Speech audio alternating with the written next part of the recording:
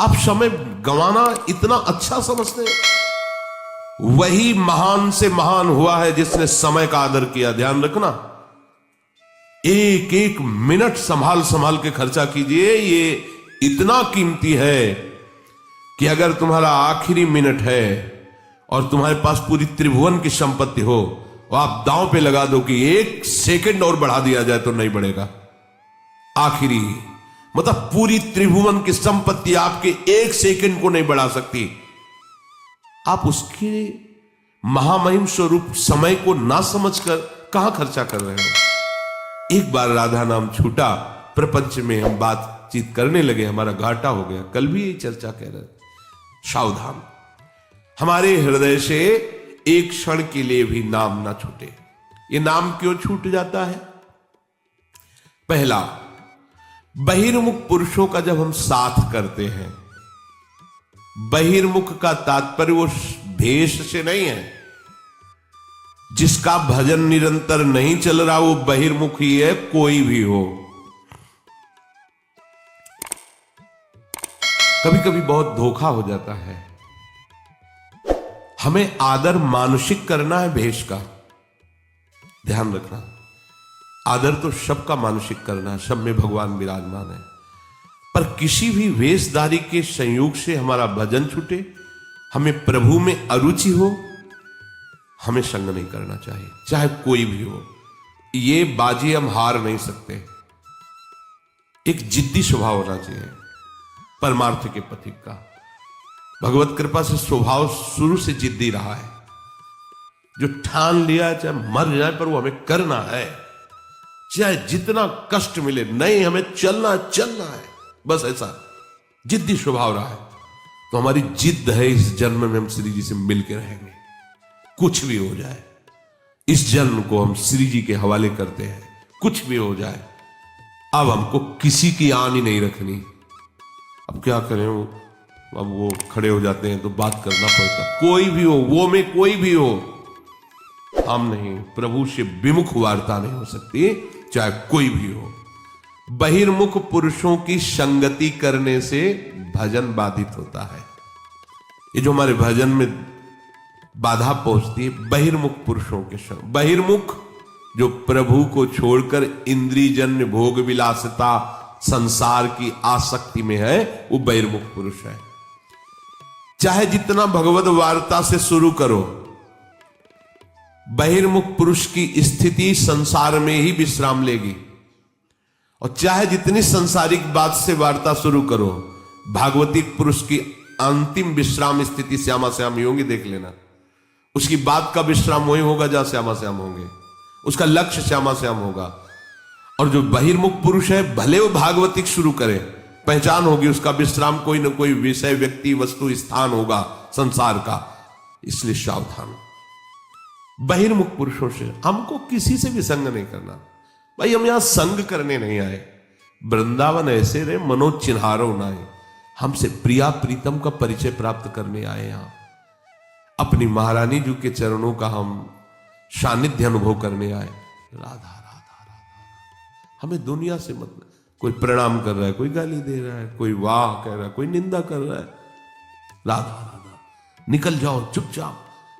एकांत में बैठ करके जो समय आपके पास खाली है, माला के द्वारा या जैसे भी बने, आप मन को नाम में लगाने की चेष्टा करें, मंत्र में लगाने की चेष्टा करें।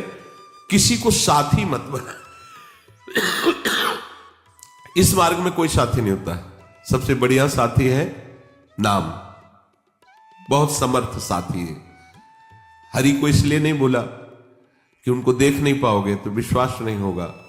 नाम को तो देख रहे हैं ना, हरि राधा हमारे पास है हमारे पास दिखाई दे रहा है, हमारे पास है, नाम है, जिह्वा में चल रहा है, हृदय में चल रहा है, हमारा पक्का साथी है। बहिर्मुख पुरुषों का संग नहीं करना। वो आपके बगल में बैठा हुआ साधक भी हो सकता है जो बहिर्मुख है। हमें नहीं देखना, संप्रदायवाद नहीं देखना, हमें भेष नहीं देखना। इस अंतर्वृत्ति में बाधा पहुंचा दे कोई भी व्यक्ति, कोई भी वस्तु, कोई बिल्कुल बर्दाश्त नहीं होना चाहिए। तजिए ताहि कोटि बैरिशम। तजो रे मन हरि विमुखन को संग, जाके संग कुमति मति उपजे करत भजन में भंग। तजो रे मन हरि विमुखन को संग, बिल्कुल नहीं। दूसरा, बहिर्मुख पुरुषों के द्वारा की हुई टीका या बनाई हुई पुस्तक कभी नहीं पढ़नी चाहिए। सदैव किसी ग्रंथ की अगर हमें टीका पढ़नी है तो सिद्ध महापुरुषों की पढ़नी चाहिए। जैसे श्री भगवत गीता जी की टीका की है भगवान शंकराचार्य जी ने, श्री ज्ञानदेव जी ने, और अभी वर्तमान साधकों के लिए अमृत में पूज्य स्वामी श्री राम सुखदास जी ने। हमें और क्या जरूरत है? अगर आप अद्वैत वेदांत का भाव देखना चाहते हो तो आद्य गुरु भगवान शंकराचार्य जी ने टीका की, श्री ज्ञानदेव जी ने टीका की, भक्ति और ज्ञान दोनों मिला, और स्वामी जी ने तो बिल्कुल सरल भाषा में गीता जी का रहस्य खोल करके रख दिया, श्री स्वामी राम सुखदास। हमें और क्या पढ़ना? बहिर्मुख पुरुषों द्वारा बनाई हुई पुस्तक नहीं पढ़ना, उनके बनाए हुए वो सब गान नहीं करने, उनकी बनाए हुए टीका आदि को नहीं पढ़ना। हम सदैव महापुरुषों की वाणी का ही स्वाध्याय करें। जैसे हम श्रीमद् भागवत पढ़ रहे हैं तो उसमें भगवान व्यासदेव जी, भगवान सुखदेव जी की हमें कृपा मिलेगी। हम सेवक वाणी पढ़ रहे हैं तो सेवक जी की हमें कृपा मिलेगी, और वो वाणी हमें स्थित करेगी जिस रस की बात है। हम केलीमाल जी पढ़ रहे हैं, स्वामी हरिदास जी की करुणा दृष्टि हमारे ऊपर बरसेगी। हम चतुरासी जी पढ़ रहे हैं, हित सजनी जो हम पर कृपालु होंगी, और उसका जीवन का लक्ष्य मुक्ति है, ना कि नियंत्रण या सत्ता। इसका लक्ष्य अपने आप से अर्जित की हुई चीज़ों से, शरीर और मन के तौर तरीके से और जीवन के ध्रुवकरण की मुक्ति होता है। सतगुरु, अगर आप आनंद चाहते हैं तो आपको भीतर की तरफ झांकना होगा, क्योंकि आनंद यही होता है। सतगुरु, अगर आपकी खुशी इस बात पर निर्भर करती है कि बाहर क्या हो रहा है, तो आप हमेशा बाहरी परिस्थितियों के गुलाम बने रहेंगे। सतगुरु, जब तक आप यह सोचते हैं कि आप जैसे हैं उसके लिए कोई दूसरा जिम्मेदार है, तब तक आप वैसे नहीं बन सकते जैसा आप बनना चाहते हैं। आप जिस चीज़ पर ध्यान देने का चुनाव करते हैं वह आपके जीवन की तय करती है। सतगुरु, इससे कोई फर्क नहीं पड़ता कि जीवन आपके ऊपर क्या फेंकता है। आपके पास यह चुनने की आज़ादी होती है कि उसके कैसे रिपोर्ट करना है। अगर आप चुनने की इस आज़ादी को हमेशा इस्तेमाल करते हैं तो आप एक सफल इंसान हैं। रामायण से महाभारत काल तक जब जब हुआ, महिलाओं का आनंद और भावनाओं की अनदेखी युद्धों में टकराई। हमेशा यह देखें कि आप अपने आसपास के लोगों के लिए, जब आप अपनी चेतना के शिखर पर काम करना सीख लेते हैं तो हर एक चीज़ आपके लिए खेल बन जाती है। हमेशा अपना 100% देने की कोशिश करें, इससे सारे काम आसान लगेंगे।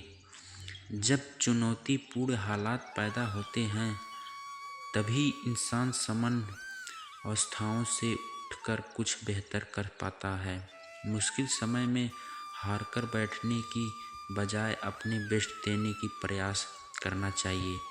जीवन सबसे बड़ा शिक्षक होता है। अपने बीते हुए कर्म और घटनाओं से सीख लें और आगे उस गलती को कभी ना दोहराएं, तभी लाइफ में सफल बनेंगे। पॉइंट नंबर 4, खुद को कुछ ऐसा बनाएं कि आप किसी के समाधान का हिस्सा हो, ना कि किसी के समस्या का हिस्सा। अपने बीते कल और वर्तमान से भीगकर अपने और बेहतर होने की कोशिश करनी चाहिए। हमेशा अपने दिल, मन, शरीर, वजूद को मधुर और शानदार बनाएं। आप नर्क में भी चले जाएंगे तो वहाँ भी सुखी रहेंगे। जीवन बहुत छोटा है, इसीलिए छोड़ देना या हार मान लेना विकल्प नहीं होता। आपका हमेशा कामयाबी के बारे में सोचना चाहिए। असफल होने का रिस्क उठाकर ही सफल होना जा सकता है। इसीलिए